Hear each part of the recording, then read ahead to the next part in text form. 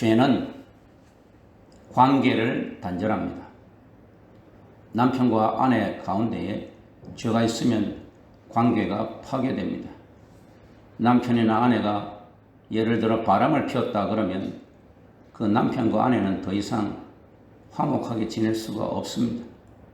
부모와 자식 간에도 죄가 들어가게 되면 관계가 파괴됩니다. 예를 들어서 자식이 아버지 땅 문서를 가지고 도망가서 팔아먹었다 그러면 그 부모와 자식은 거의 원수지간이 됩니다. 친구 간에도 돈 문제로 돈을 떼어먹었다.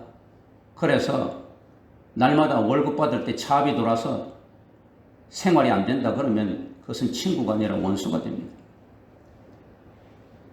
마찬가지로 하나님과 우리 사이에도 죄 문제가 끼어 있으면 하나님과 우리 사이의 관계는 단절됩니다. 하나님은 공의로우신 하나님, 거룩하신 하나님이기 때문에 죄를 절대로 용납하실 수가 없습니다. 우리의 조상 아담은 하나님의 명령을 어기고 죄를 지음으로 인하여 하나님께서 그렇게 사랑하셨던 아담과 하와를 복락의 동산인 에덴 동산에서 쫓아내셨습니다. 그리고 하나님은 아담과 단절하였습니다.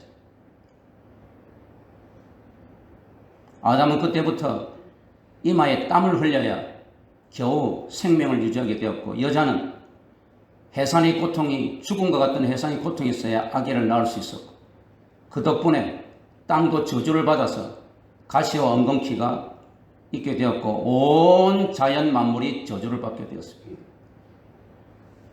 회복 불능입니다.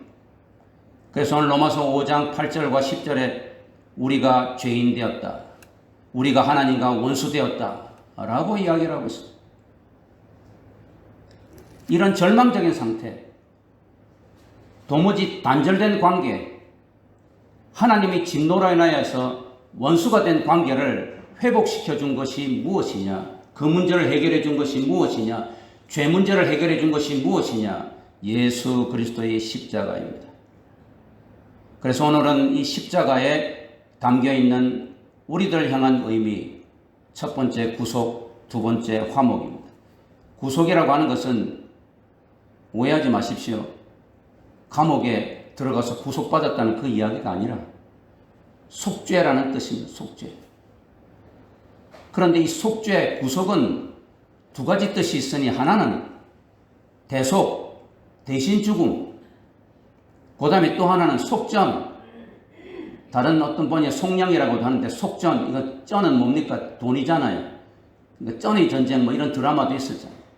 그러니까 속전, 이 말은 몸값을 치루었다는 이야기. 우리의 죄를 용서하시기 위해서 몸값을 치렀다. 그래서 이 구속이라고 하는 이 십자가의 의미는, 이 속죄라고 하는 십자가의 의미는 두 가지인데, 하나는 대속, 대신 죽으셨다. 또 하나는 속전, 우리의 죄를 위해서 몸값을 치르셨다. 값을 치르셨다. 두 가지가 있습니다. 여기 로마서 5장 8절에 보면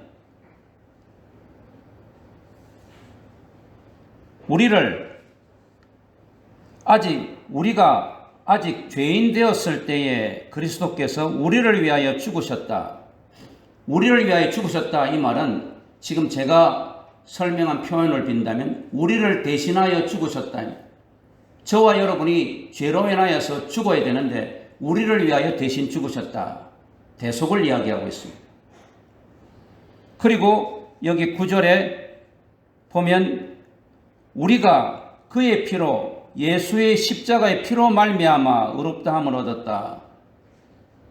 뭡니까? 예수님이 우리의 몸값으로 피를 들여서, 그래서 우리가 이제 구원함을 받게 되었다. 그 말이죠. 그러니까 구속에는, 이 속죄에는 두 가지가 있으니 예수님께서 우리를 대신하여서 죽으신 것이고, 또 하나는 우리의 죄값으로 자신의 몸을, 피를 드렸다고 하는 것을 가르쳐 주고 있습니다. 이 대속, 이것은 그 구약의 그 성전 제사의 배경에서 나왔습니다. 이 구약에서 백성들이 죄를 지었을 때는 양을 혹은 염소를 성전에 가져옵니다. 그러면 제사장이 성전에서 이 백성이 죄를 지어서 저주를 받고 죽어야 되는데 백성을 대신하여서 양이 저주와 죽음을 대신 받고 거기에서 이제 죽여서 도살을 해서 그 피를 지난 시간에 말했듯이 성전 법궤 그 뚜껑 속죄소 위에다가 이 뿌리는 것입니다. 그러니까 양이 대신하는 거예요. 이것을 사도 바울은 예수님의 십자가에 적용을 한 것입니다. 예수님께서 어린 양이 되신 것입니다. 그래서 세례 요한은 보라 세상 죄를 지고 가는 어린 양을 보라 그렇게 말합니다. 그러니까 이 피라고 하는 것은 굉장히 중요한 것입니다. 이 레위기 17장 11절에 보면 이 생명은 피에 속한다. 피는 곧 생명을 상징한다. 그래서 죄값을 치르려면 피를 드려야 된다. 그렇게 이야기하고 있어요. 그러니까 짐승을 드리는 것은 바로 짐승의 생명을 상징하는 피를 드리는 것입니다. 피를 드림으로 짐승을 드리는 것인데 희생하는 것인데 그것은 그 죄지은 그 사람, 그 백성, 그 사람을 대신해서 짐승이 희생한 것이죠. 짐승의 그 생명을 드리는 것인데 짐승이 생명을 드리는 것은 뭐냐? 피를 드리는 것이죠. 이 아브라함과 하나님께서 맺은 언약도 피의 언약이에요. 그래서 창세기 15장에 보면 하나님께서 아브라함아 내가 너와 너의 후손들을 축복할 것이고 구원할 것이다. 그래서 피의 언약을 맺자 말씀하시면서 짐승을 다 쪼개라. 그래서 양과 염소를 다 쪼개라 그랬습니다. 그것을 쪼개어서 아브라함이 기다리고 있을 때에 캄캄한 밤이 되었을 때 타는 횃불이 그 쪼갠 짐승 사이를 지나갔습니다. 이 타는 횃불은 하나님의 영광을 상징합니다. 하나님께서 이 짐승 쪼개진 짐승 사이를 지나갔다고 하는 것은 아브라함 너와 내가 맺은 언약은 보통 언약이 아니라 이 죽음의 언약, 이 피로 맺어진 언약이라는 이야기. 이것을 깨면 반드시 원수가 된다는 이야기. 그런데 하나님께서 몸소 지나가시고 아브라함 보고 지나가지 못하도록 하신 것은 아브라함은 그런 능력이 없기 때문에. 이것을 갈라디아서 3장 16절에서 사도 바울은 뭐라고 이야기하느냐? 이 아브라함과 하나님이 맺으신 이 언약 430년 후에 모세가 시내산에서 십계명과 율법 돌판을 받은 것, 이것은 430년 전에 아브라함이 하나님과 맺은 피의 언약과는 비교가 안 된다. 그 모세의 율법은 이 하나님이 아브라함과 맺은 언약보다도 훨씬 열등하다. 하나님이 아브라함과 맺은 피의 언약이 최고다는 이야기. 그러면서 그 후손들 중에가 아니라 그 후손 중에 예수 그리스도가 이 피의 언약을 성취할 것이다. 그렇게 말합니다. 그러므로 예수 그리스도의 피는 우리를 대신하여서 구약에 나오는 그 양의 피를 완전하게 하고 또 확실하게 하는 그런 피의 언약이라는 것을 가르쳐 주고 있어요. 뿐만 아니고 이 속전이라고 하는 뜻은 이것은 경제적인 용어, 시장적인 용어입니다. 몸값을 지불하는, 그러니까 노예나 종 같은 자들이 형벌을 가지고 있고 그 노예로 되어 있던 그것을 몸값을 지불할 때 그것을 우리가 속전이라고 합니다. 제가 뉴올리안즈에서 좀 살았는데 그 뉴올리안즈에 프렌치 쿼터라고 그 다운타운에 가면 노예 시장터가 있어요. 그래서 노예들이 쭉 이렇게 늘어서 있습니다. 그러면 많은 사람들이 와서 있어요. 그는 시장이 시장. 그래서 자, 이 노예는 5,000달러입니다. 이 여자 노예는 3,000달러입니다. 이 청년 노예는 2,000달러입니다. 사십시오. 그래서 이 쇠고랑을 차고 있던 이런 노예들이 보고 주인이 보고서 나는 저 노예를 구하겠소 해서 5,000달러를 지불하면 그 노예는 쇠고랑을 쇠고랑 이렇게 다 풀고 그 주인에게 가는 거예요. 여기에서 속전이라고 하는 그런 의미는 예수님께서 우리의 죄값을 이제 십자가에서 치르셨다. 그것은 무엇이냐? 예수님께서 십자가에서 보혈의 피를 흘렸다는 거예요. 그래서 에베소서 1장 7절에도 고린도전서 6장 20절 7장 23절에도 너희는 값으로 산바되었으니 너희 몸이 너희 것이 아니라 하나님의 것이니 하나님께 영광을 돌리라 그렇게 말하고 있어요. 그러니까 피는 대단히 중요한 것입니다. 구약시대에도 피는 이 생명을 상징하고 이 피를 뿌렸다고 하는 것은 생명을 드린 것을 이야기하고 오직 성전에서 양 가져오고 황소 가져오고 염소 가져오지만 지성소에 하나님 앞에 드리는 것은 피입니다.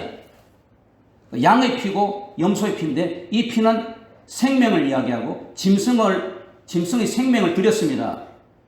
누구 대신 드렸느냐? 죄지은 백성 대신 드렸습니다.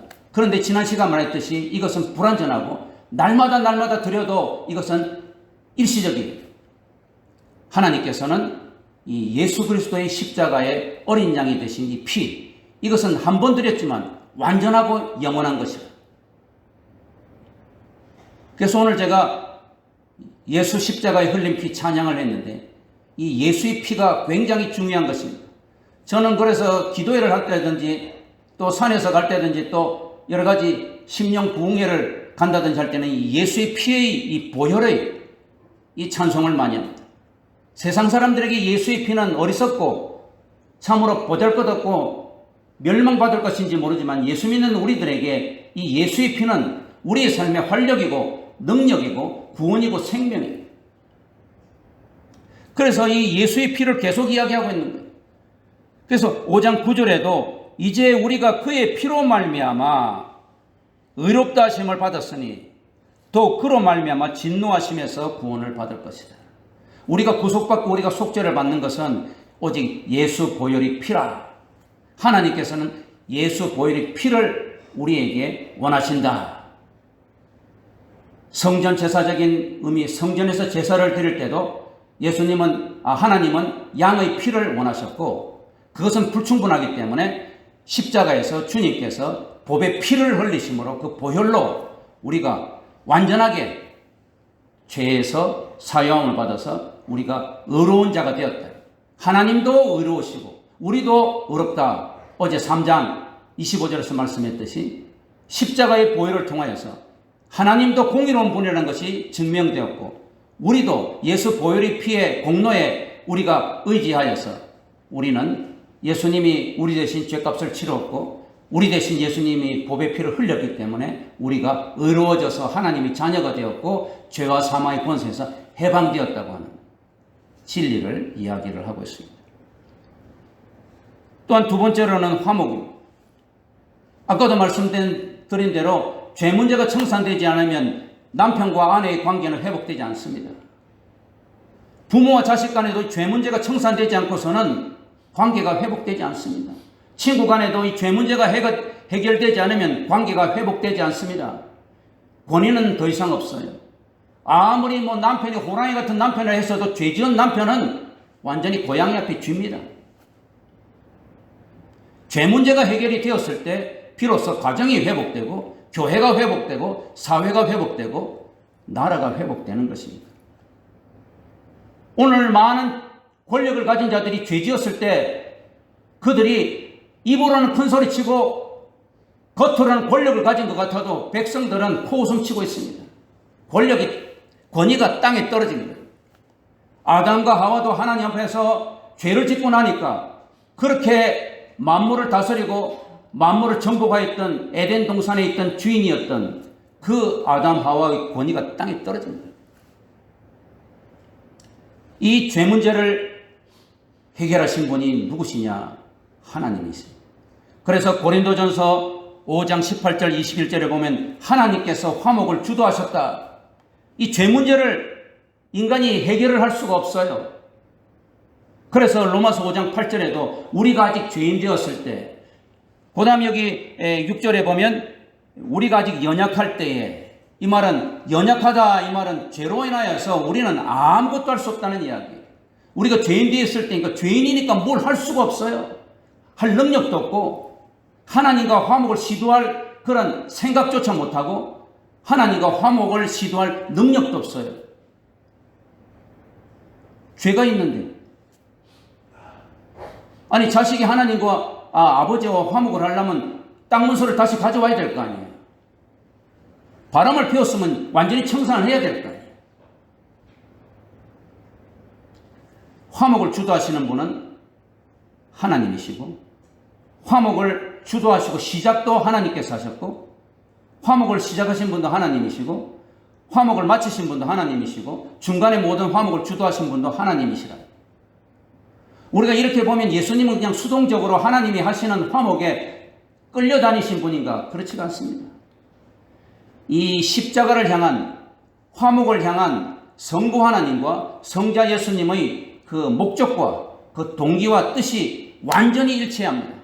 그래서 사도 바울은 5장 8절에서는 우리가 아직 죄인 되었을 때에 우리가 전적으로 화목에 무능력하고 화목에 가망이 없을 때에 예수 그리스도께서 성자 예수님께서 우리를 위하여 죽으셨다.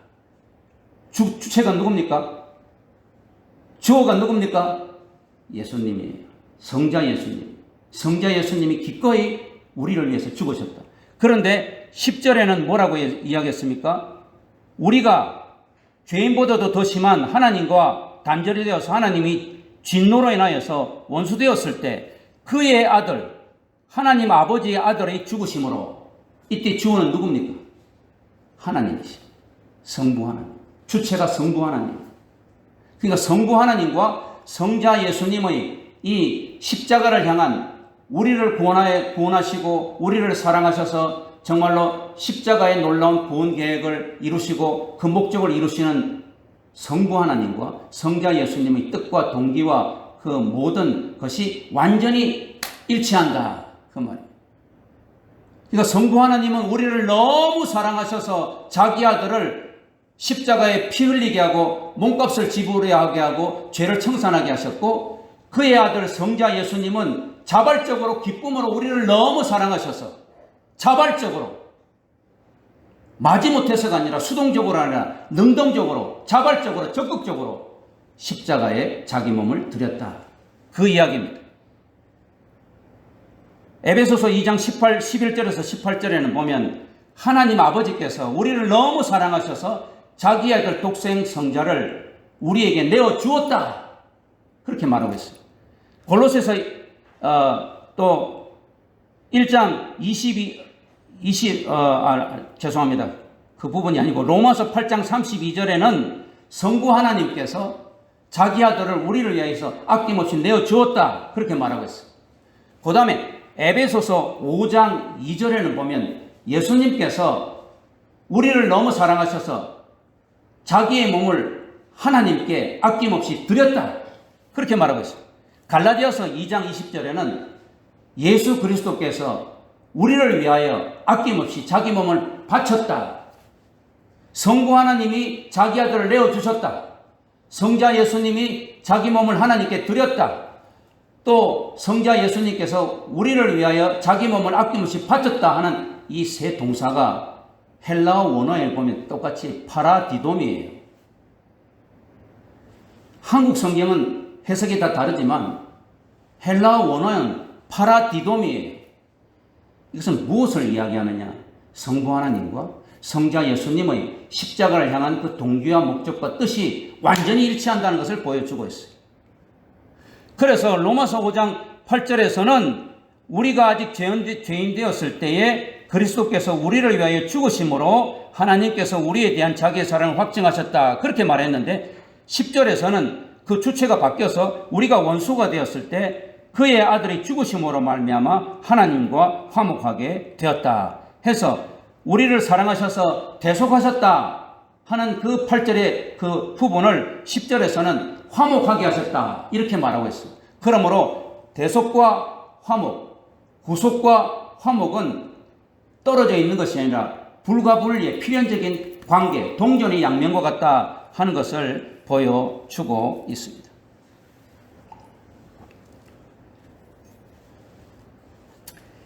이 화목은 예수님의 피로만 됩니다. 아까 제가 말씀드린 대로 이 구속은 예수님의 피로 대신 속량하고 또한 몸값을 치르는 것도 예수님의 피로 한다고 했는데 화목도 마찬가지. 오직 예수님의 피로만 죄 문제가 해결되기 때문에 예수의 피로만 화목이 될 수가 있는 것이.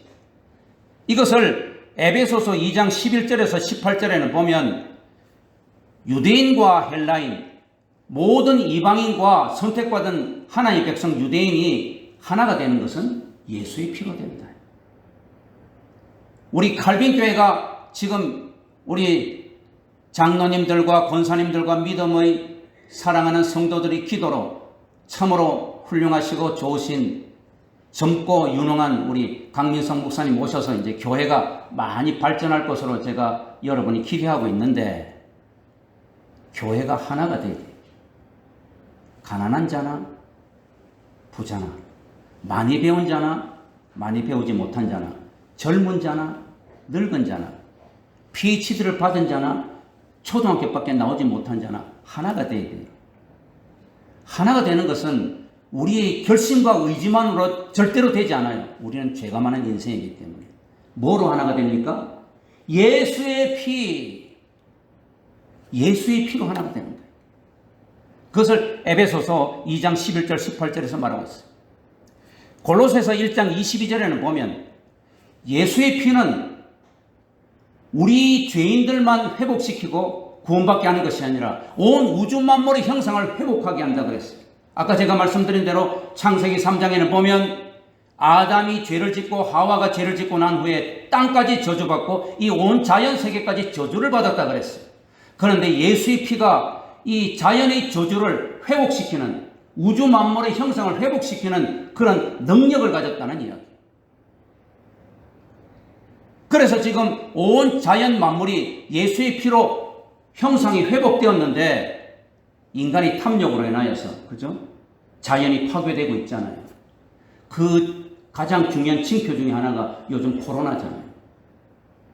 뭐 박쥐를 먹어서 그렇다든지 뭐 그런 어떤 이야기도 있고, 아니면 실험실에서 나온 것이 있다고 하는 것도 있지만, 무엇이 맞는 것인지는 모르지만 인간의 탐욕과 죄악으로 인하여서 지금 자연이 파괴되어 가고 있는 것은 분명한데, 그러나 예수의 피로 저주받았던 자연 우주 만물까지도 회복이 된다는 이야기예요. 이렇게 화목은 예수의 피로 죄로 인하여서 원수관계로 단절되었던 저와 여러분, 하나님과의 관계가 회복이 되는 것을 말하고, 이 회복의 주도는 하나님이 하셨고, 우리는 회복 불능에, 이 화목 화평의 불능에 처해 있는 우리들을 회복시키기 위해서 하나님 아버지께서 친히 자신의 아들 외아들을 피를, 예수의 피를, 십자가의 피를 우리 대신 지게 하시고 흘리게 하심으로, 피값을 지불함으로, 몸값을 지불함으로 우리는 죄 문제가 해결되어서 하나님과 화목하게 된 것입니다. 이것은 하나님의 주도적인 역할이었지만 그와 함께 성자 예수님도 자발적인 순종을 통해서 그 성부 하나님과 성자 예수님이 완전하게 그 십자가를 향한 동기와 그 목적과 뜻이 일치됨을 가르쳐 주고 있습니다. 말씀을 맺겠습니다. 사도 바울은 로마서 5장 1절 11절에서 하나님의 의로 구원받은 자들, 하나님의 은혜로, 하나님의 사랑으로 구원받고 하나님의 자녀가 된 자들, 죄와 사망의 권세에서 끊어진 자들, 영원히 하나님 나라에서 살 자들, 진정한 그리스도인의 특징은 무엇인가? 열매는 무엇인가에 대해서 말씀하고 있습니다. 이것은 제가 오늘 첫째 날, 둘째 날, 셋째 날 그리스도의 십자가의 우리를 향한 의미가 무엇인가에 대한 삶의 적용 문제로 하나입니다. 그것은 기뻐하는 것입니다. 기쁨의 열매를 맺는 것입니다. 우리가 하나님의 의로 십자가의 보혈의 공로로 구원받아서 하나님의 자녀가 된 우리 성도들은 삶에서 열매를 맺고 예수쟁이라고 하는 특징을 나타내 보여야 되는데, 그것은 기쁨입니다. 즐거움입니다. 유명한 신학자 C.S. 루이스는 예수 십자가의 보혈의 공로를 믿는 성도들에게 있어서 즐거움은 대문자로 표현할 수 있는 삶이다 라고 하였습니다. 즉 그리스도인들의 삶의 특징은 즐거움이 대문자처럼 강조되어야 한다는 말입니다. 예수 믿는 우리가 왜 기쁩니까? 오늘 1절에서 4절에 보면 바울은 4가지 즐거움을 이야기합니다. 예수 십자가의 보혈로 하나님과 화목했으니까 화평 때문에 즐겁고, 그래서 우리가 은혜의 보좌 앞에 날마다 나아갈 수 있고 하나님의 은혜를 누릴 수 있기 때문에 은혜 때문에 즐겁고, 우리가 하나님의 영광을 지금도 보면서 앞으로 영원히 볼 수 있기 때문에 즐겁고, 특별히 환난 때문에 즐겁다. 이상하지 않습니까? 환난 가운데 즐겁다. 세상 사람들은 환난이 오면 정말로 힘들어합니다. 코로나 가운데 세상 사람은 힘들어합니다. 그러나 우리는 코로나 중에도 즐거워하고 기뻐합니다. 이것이 성도들의 특징이에요. 그래서 사람들이 참 예수쟁이들은 희한하다, 나도 한번 교회 가보고 싶다는 마음이 생겨야 되는 거예요. 오두막집에서 사는데 하루 3끼도 제대로 먹지 못하는데 집에서 된장국 끓였는데도 날마다 그 집안에서 하하호호 룰루랄라 하고 있는데, 옆집에 고대강실 날마다 갈비에다가 냉장고에 먹을 것이 가득하고 너무나도 좋은 집에 사는데 날마다 싸우고 불목하고 있는데 집이 지옥이고 원수 같은데 어떻게 저 집은 예수 믿는다고 하는데 저렇게 즐거울까? 여러분, 교회 나오는 것이 즐겁습니까? 이 새벽에 나오는 것이 예수님 십자가의 고난에 동참하기 위해서 마지못해 나온 겁니까? 그거는 진정한 성도, 십자가의 은혜를 받은 성도의 특징이 아니에요. 왜 우리가 환난 가운데에서도 즐거워합니까? 그 이유는 우리에게는 확실한 소망이 있기 때문입니다. 환난은 인내는 연단은 소망을 우리에게 줄 줄 알미라. 그래 놓고 5절에 보면 무엇이라고 이야기했느냐? 소망이 우리를 부끄럽게 하지 않는다. 소망이 우리를 부끄럽게 하지 않는다는 말은 뭐예요? 우리가 가진 소망은 우리 삶을, 우리 자신을 실망시키지 않는다는 이야기. 내가 가진 소망은 나를 실망시키지 않고 나의 삶을 실망시키지 않는다는, 속이지 않는다는 이야기. 이 추운 겨울에 길거리에서 좌판을 놓고 콩나물 장사를 하고 또한 이 생선 장사를 하는 어머니가 있습니다. 그 어머니는 호호 손을 불어가면서, 손을 녹여가면서도 콩나물 팔고 생선을 파는데 즐거워요. 왜? 자기의 사랑하는 아들이 이 콩나물을 팔고 이 생선을 팔아서 이것으로 대학을 들어가고 공부를 열심히 잘해서 참으로 선생님들과 사람들에게 칭찬을 받고 또 어머니를 너무 사랑하기 때문에 그 아들만 생각하면 마음에 이 아들로 인하여 소망이 꽉 차가지고 아무리 사람들이 자기를 모욕하고 춥고 생선 장사하고 콩나물 장사해도 기뻐요. 마찬가지. 우리의 마음에 확실한 소망이 있으면 우리가 어떤 환난 가운데에서도, 코로나가 문제가 아니에요. 코로나는 물론 두렵고 힘들고 어렵지만 그로 인하여서 경제적인 어려움도 있고 여러 가지 삶이 고달프지만 그런 가운데 이상하게 하나님이 우리에게 주시는 이 십자가의 이 주님의 그 보혈, 이 십자가의 주님의 사랑이 우리를 즐겁게 하는 거예요. 그래서 예수 믿는 자들은 환난 중에 즐거워한다. 왜? 우리에게는 소망이 있기 때문에. 근데 이 소망은 성령이 우리의 마음에 확실하게 부어주셨어요. 그래서 확신이 있는 거예요. 다시 말해서 성령이 우리의 마음에 어떤 확신을 주셔서 우리가 소망을 확실하게 갖고 계속 갖고 있을 수 있느냐? 그것은 바로 하나님의 사랑이에요. 제가 오늘 지금 말씀드린 이 예수님의 십자가의 사랑이에요. 그 예수님 십자가의 사랑을 오늘 2가지로 말했습니다. 대속, 또 하나는 속전. 피값을 치르고 몸값을 치르고 나를 대신해서 죽었던 이 대속과 이 속전, 이 사랑, 이 하나님의 이 엄청난 사랑, 우리를 위해서 이 사랑을 친히 베푸시고 화목하셨던 이 사랑, 이 사랑을 성령님께서 내 마음에 확실하게 부어주시니까 이 부어주신 것은 완료형이기 때문에 과거에 부어줬었는데 지금까지 예수 믿은 지 10년이 된 지금까지 20년이 된 지금까지 30년 지금까지 확실하게 내 마음에 소망이 있는 거예요. 왜? 하나님이 나를 사랑하신다. 그 증거가 뭐냐? 십자가다. 하나님은 우리를 사랑하는 데에 말로만 한 것이 아니라 행동으로 보여주셨다는 이야기. 하나님이 내가 너를 사랑하노라 말만 한 게 아니라 행동으로 보여주신 것이 그 행동이 뭐냐? 십자가라는 이야기입니다. 그 십자가를 볼 때마다 성령이 내 마음에 십자가를 보라. 십자가를 따르라. 주목하라. 하나님이 널 사랑하였잖아. 하나님이 계속 널 사랑하고 있잖아. 그러니 소망을 가져야지. 소망은 사랑에서 나오는 거예요. 이 십자가의 사랑에서 나오는 거예요. 우리가 그러니까 환난 가운데 즐거워해야죠. 아니 즐거워할 수밖에 없어요.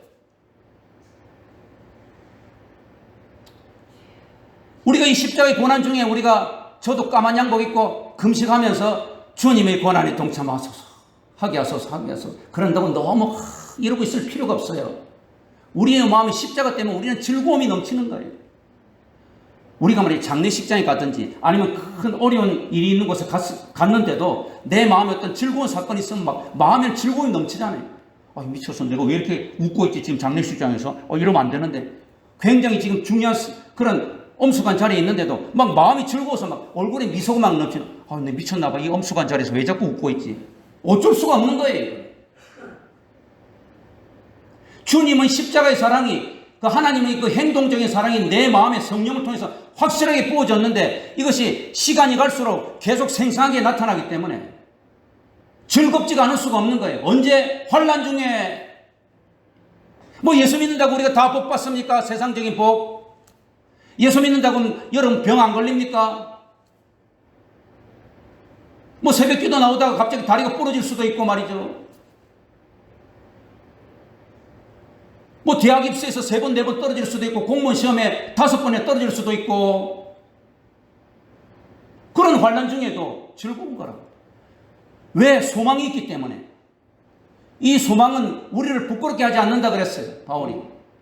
왜? 소망의 밑바탕에는 하나님이 나를 행동적으로 사랑하시기 때문에. 말로만이 아니라. 그것이 뭐 십자가. 십자가 내가 바라볼 때마다 하나님의 사랑을 절절하게 느끼게 되고 그 하나님의 사랑은 나에게 소망을 확실하게 심어주기 때문에 환난 중에도 그 환난을 이길 수가 있는 거예요. 환난은 인내를, 인내는 연단을, 연단은 소망을 이루는 줄 알미라. 그러므로 우리는 즐거워해야 됩니다. 지금으로부터 약 80년 전에 미국의 최대 구두쇠로 꼽힌 사람은 히티 그린이라는 할머니였다고 합니다. 그 할머니에게는 외아들이 하나 있었는데 그 아들이 다리에 병이 나서 수술을 해야 하는데 수술 비용이 없고 수술 시기를 놓쳐서 다리를 잘라내었다고 합니다. 그래서 그 외아들은 한평생 절뚝발이로 살았습니다. 뿐만 아니라 그 히티 그린이라고 하는 할머니도 돌아가시기 전까지 맛난 음식을 한 번도 상에 그득하게 차려 드시지를 못하고 묽은 죽으로 연명하시다가 돌아가셨습니다. 그런데 놀랍게도 돌아가실 때 병명은 암이 아니고 고혈압도 아니고 중풍도 아니고 심장병도 아니고 뭐예요? 영양실조. 그런데 깜짝 놀랄 일이 벌어졌습니다. 이 그린 할머니가 유품을 정리하다가 할머니 통장을 살펴보니 80년 전에 당시 돈으로 1억 달러가 들어있었다고 합니다. 80년 전에 1억 달러. 그 당시 미국 사회에 화제였다고 합니다. 왜 이 그린이라는 할머니는 자신이 죽기 전까지 자신이 가지고 있는 그 돈을 마음껏 쓰지 못하였을까요? 그것도 외아들이 다리에 병이 나서 수술을 하지 못해 다리가 병신이 되었는데도 말입니다. 그녀는 마음에 병이 들었기 때문에 돈 없으면 못 살아. 돈이 최고지. 돈이 얼마나 중요한데 마음에 병이 들었어요. 그래서 돈이 그렇게 많이 있으면서도 그것을 적절하게 사용하지 못하고 그 돈을 부를 누리지도 즐기지도 못한 채 영양실조로 비참한 인생을 마쳤어요. 사랑하는 성도 여러분, 이것은 우리에게 무엇을 교훈합니까? 믿음이 우리에게 가져다 준 축복이 얼마나 놀랍고 믿음이 우리에게 가져다 준 그 영광과 특권이 얼마나 귀한 것을 우리가 깨달아야 된다는 사실입니다. 믿음으로 하나님의 의를 획득했어요. 값으로 산 것이 아니에요. 오직 하나님의 전적인 은혜로 공짜로 독생성자 피 흘려서 우리에게 하나님의 자녀가 되게 하고 의인이 되게 하는 그런 하나님의 의를 획득하여서 우리가 하나님의 자녀가 되었습니다. 그러면 우리의 일상의 삶에서 나타나는 현상은 무엇이 되어야 할까요? 예수 믿고 구원받은 우리의 삶 속에 나타나는 변화는 무엇이 되어야 될까요? 예수의 십자가 보혈을 믿고 하나님의 자녀가 된 우리 생활 속에서 어떤 결과가 나타나야 될까요? 그것은 즐거움을 누리는 삶입니다. 실로 진정한 믿음이 있는 자는 즐거워합니다. 즐거움을 누리며 산다. 이것이 예수 믿는 자의 특징이 되어야 됩니다. 갈빙교회가 잘 되려면 성도들이 즐거워야 됩니다. 저 인간들은 뭐가 즐겁다고 날마다 히히하하 후후하지? 지금 자기 집에는 완전히 그냥 오목살이밖에 안 되고 하루에 한 끼밖에 못 먹고 아들은 병들어서 누워있고 자기는 지금 회사 완전히 잘려가지고 저렇게 놀고 있는데도 왜 하하 우후후후 룰랄랄라 그러고 있지? 좀 이상하네. 무슨 비밀이 있는가? 근데 주일날은 꼭 교회 간단 말이야. 교회 갔다 올 때 날마다 콧노래 부르고 있단 말이야. 비밀이 뭐야? 나도 한번 교회 가보자. 안 그러겠어요?